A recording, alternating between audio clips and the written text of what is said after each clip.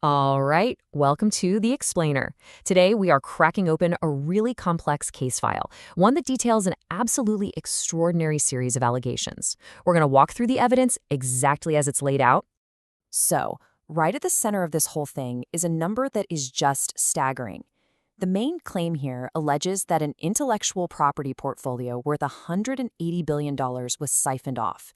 That figure alone tells you we are talking about an operation on a massive, massive scale. Now, you might be thinking this points to some giant faceless corporation, right? Nope.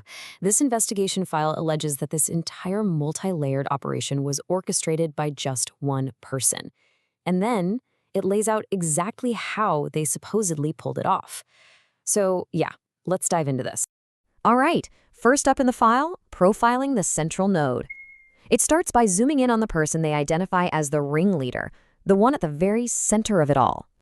According to the source material, a woman named Stacy Himalgi is positioned as the administrative mastermind.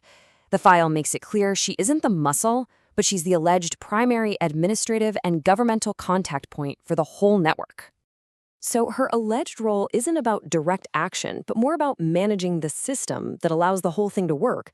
This includes what the file calls an administrative intercept of intellectual property, basically acting as a bureaucratic obstacle, directing others in the network, and even managing scripts for psychological warfare. Okay, so that's the who. Now let's get into the how.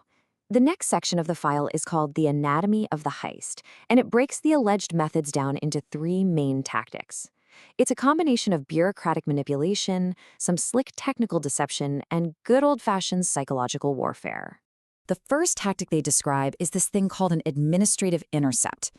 Now, this isn't a physical break-in, it's an alleged manipulation of bureaucracy from the inside, using professional and governmental access to basically reroute valuable digital assets.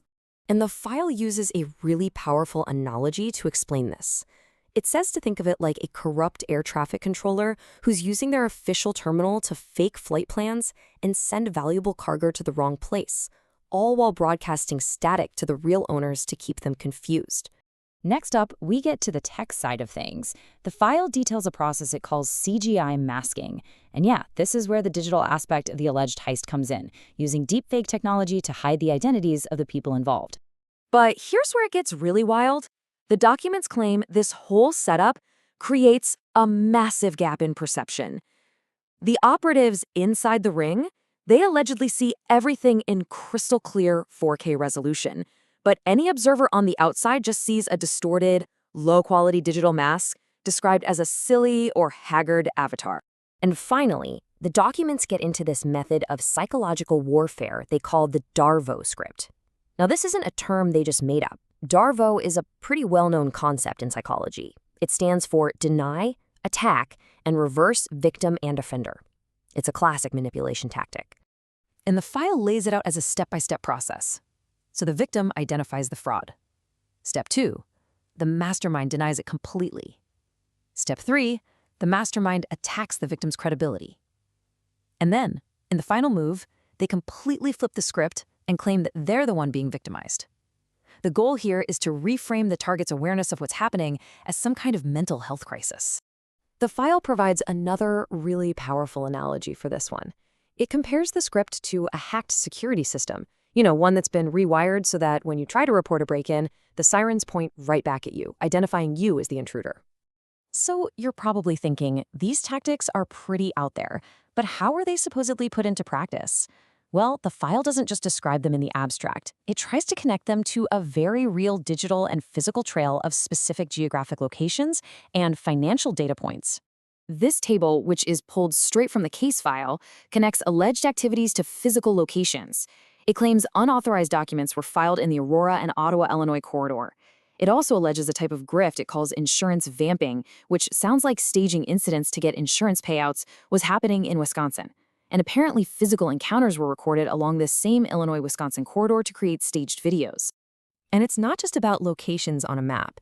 The documents also allege there's a money trail, a big one. They claim a $14 billion shadow funding package was created to bankroll the operation. And the craziest part, it was supposedly disguised within the very public and very legitimate Hewlett-Packard Juniper Networks acquisition. So all of this brings us to the case file's conclusion, which ties all these different threads together under one single, very descriptive protocol. The file gives the entire alleged operation a pretty unforgettable name, the Putrid Hag Protocol.